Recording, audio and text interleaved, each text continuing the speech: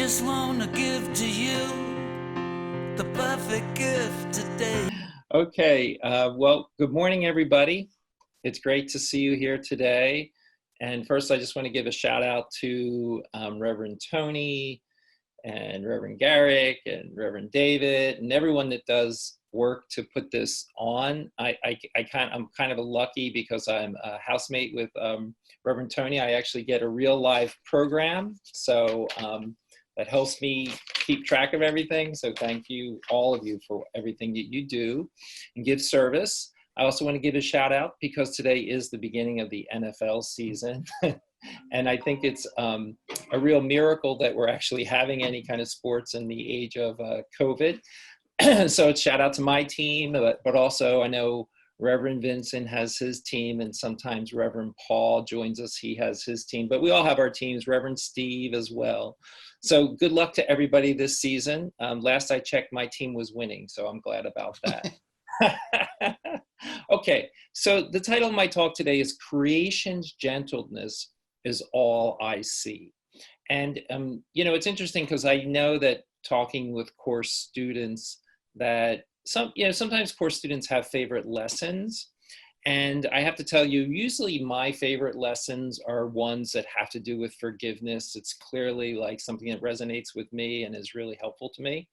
But recently, the Holy Spirit has been offering this lesson to me when I start thinking about things of the world and things that are going on, and I think, God, there's so much going on.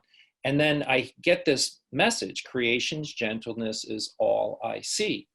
And so usually I like to come up with topics on my own, or and feel inspired. But I thought, well, if the Holy Spirit keeps offering up to me, maybe it's a message that all of us need to hear.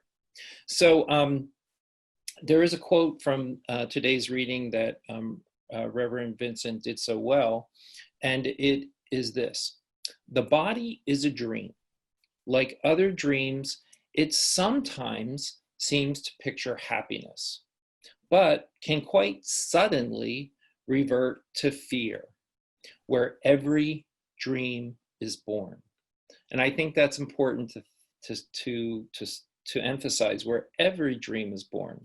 The little dreams and the big dreams, and even the secret dream that the Course sometimes refers to.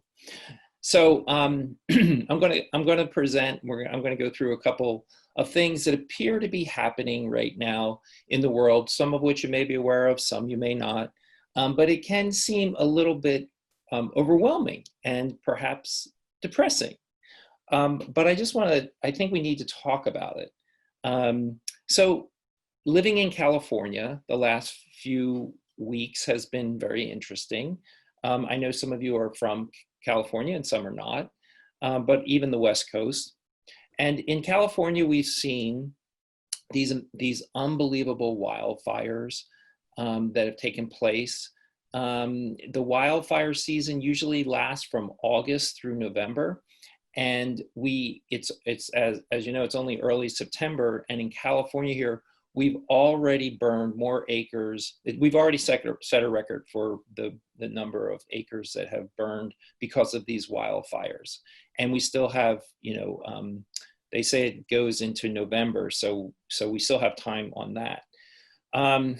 Obviously, this is related to what scientists are calling climate change now. We've also haven't had much rain in California.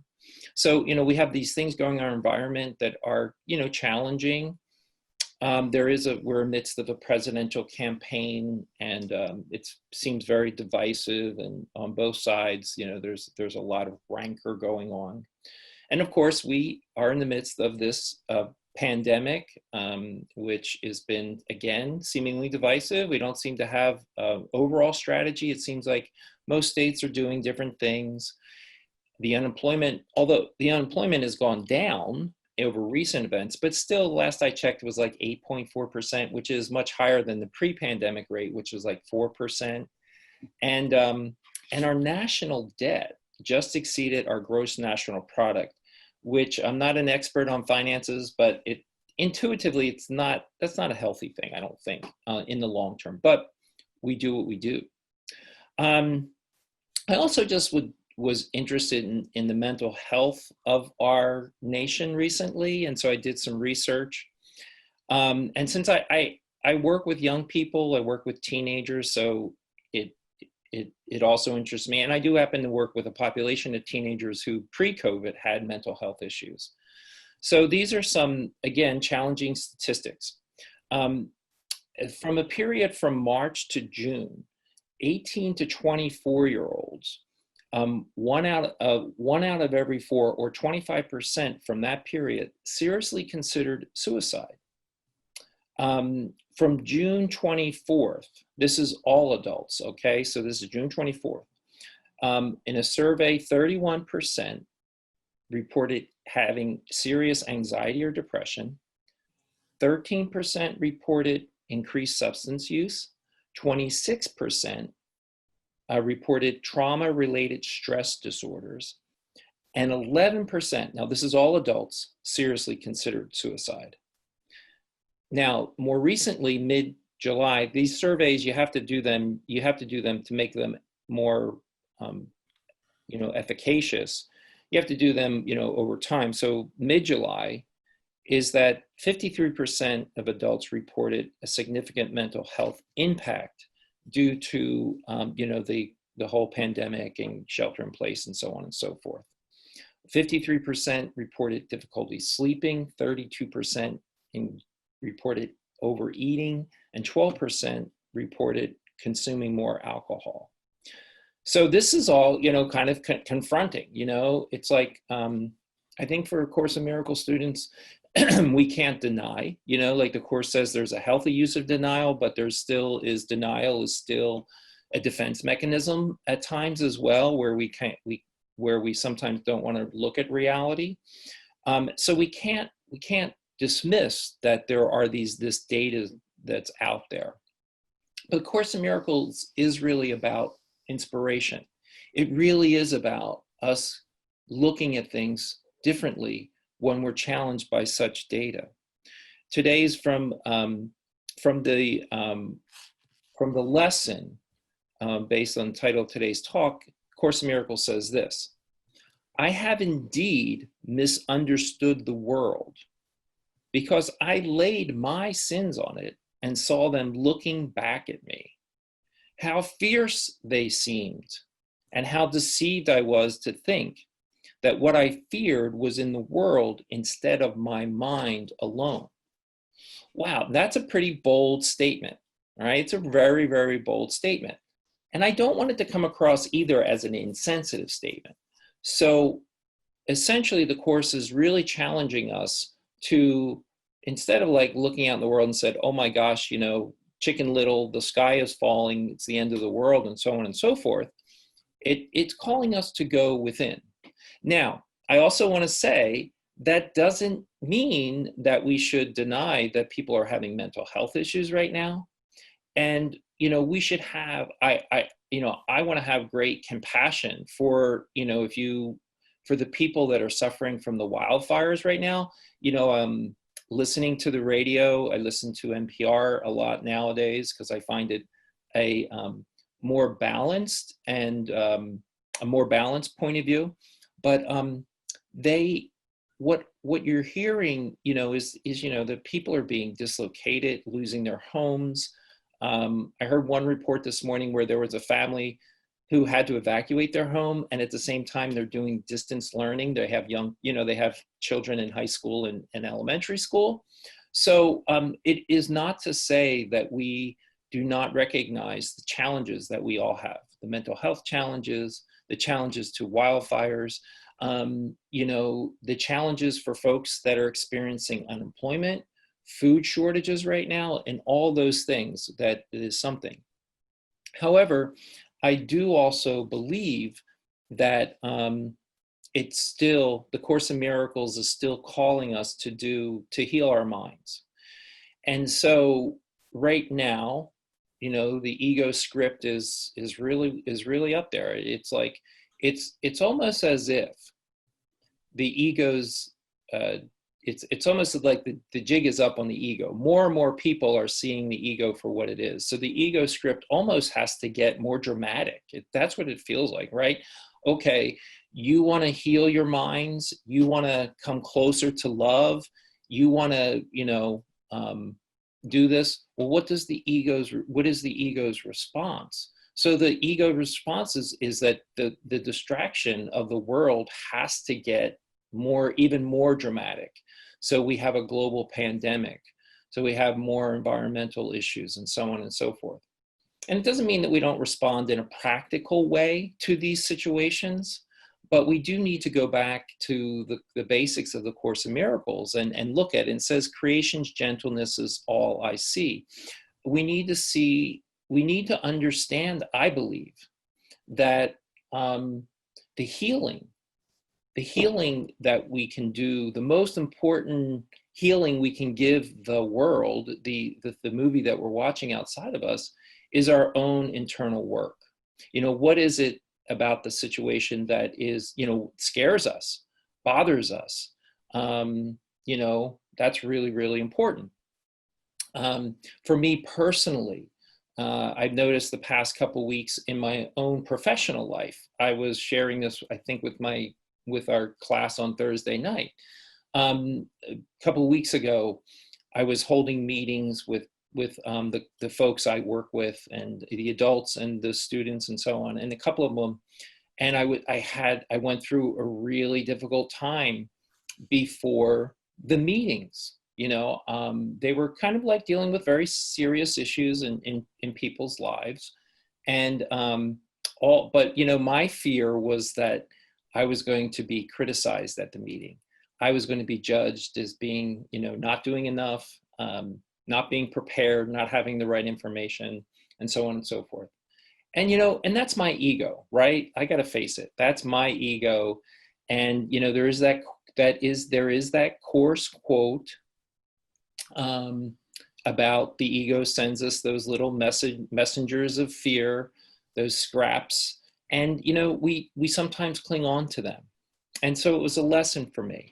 And, the best you can do sometimes is just be aware of it. And because I'm a Course student, I do have some awareness. Oh, I'm going through some fear. Oh, this feels really not so fun. Okay. And on one hand, you go into the meeting and you're there as a service provider, you're there as a support person, right?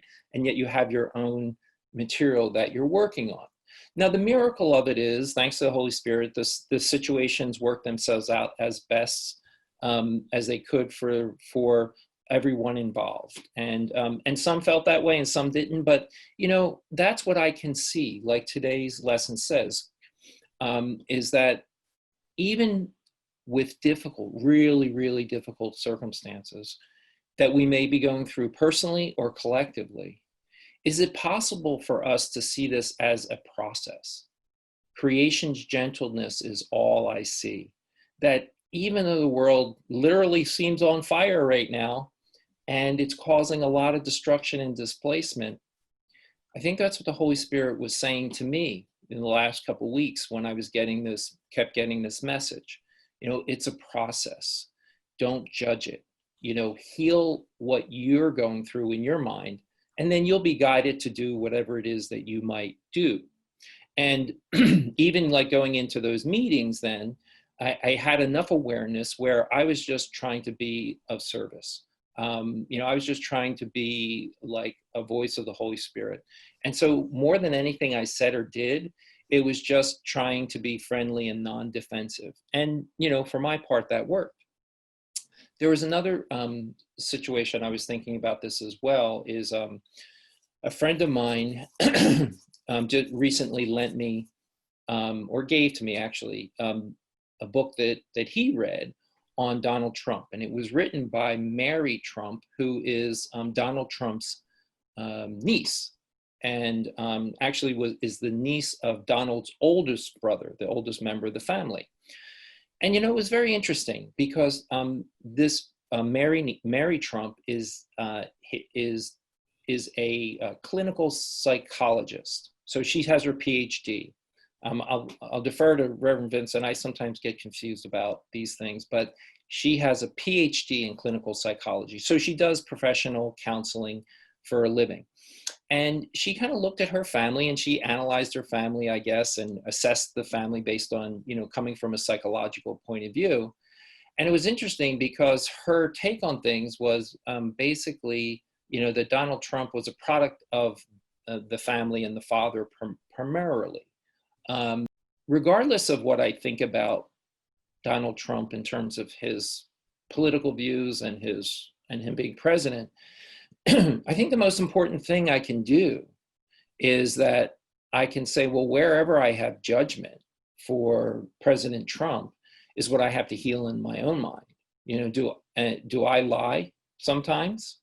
Where is it that I lie? If I see him as a liar, if I see him as corrupt.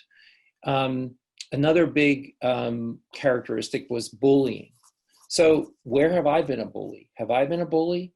So if whatever it is that bothers me, I need to heal.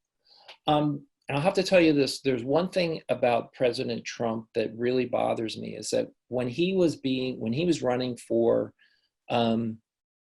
president in 2016, he made this very famous imitation of a person with a disability who was a writer for the New York Times. And it was a imitation of him physically and in front of everyone. And that was the most offensive thing that President Trump ever did that I found out because I work with people with disabilities. But I had to look at it and I had to say, you know what? So, all right, so this is troubling me so much. As a Course in Miracles student, what does that say?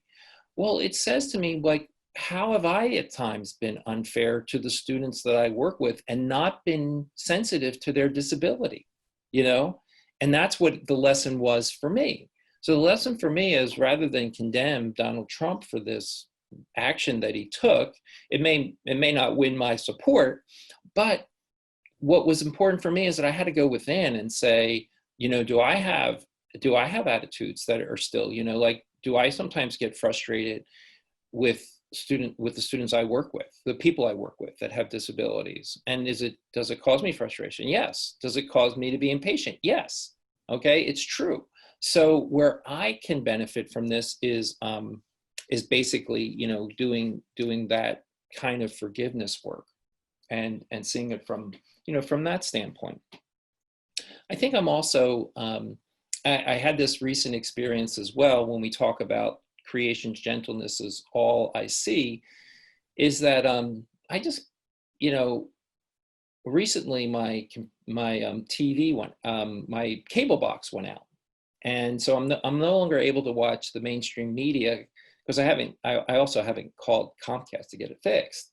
But I thought, well, maybe this is a blessing. And so I haven't gotten it fixed yet. In part because in the morning I like to turn on the news and yet I find it so disturbing. So what I do now is I turn on the NPR, National Public Radio, and it's actually more gentle, it's just more gentle news. And so before this, I looked up a poll of Americans, and Americans find certain news organizations less biased than others. So in a national poll in the United States, the PBS NewsHour is considered the least biased news, or they get the highest rating for being unbiased, then AP, then NPR, and then the Wall Street Journal. And they're in the top 4. So if you are trying to be balanced and perceive things from a less biased perspective, you might want to consider that. And so I have found some, kind of peace with looking at the news from that standpoint. And what I'm finding is in all matters, whether they're personal or they are, how we're relating to the world at this time, which is such a, at this time can consume us so much because it's affecting our lifestyle so much. What I found is the more times that I can go within and the more times I can ask to see this just as a process and to forgive that which most bothers me, the better I can do. And the better I seem to be able to show up for others and for myself. And that doesn't mean that I don't have challenges, because certainly I just mentioned that I do have challenges. So in this time of COVID and wildfires and divisive presidential elections, um, let us all commit ourselves perhaps to this notion that we can see the unfolding process and know that we're going to be called to do what we do, but also that the Holy Spirit is guiding this process, and that ultimately all things will work out for the good. And we're just there to kind of try to connect to the master vibe, that love that is God, and that's what we're asked to do. And we know that things will be well. That's my talk for today. Thanks, everybody.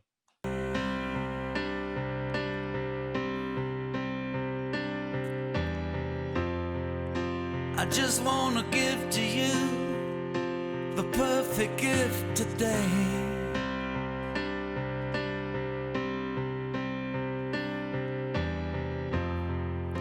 I just wanna give to you the gift of joy today.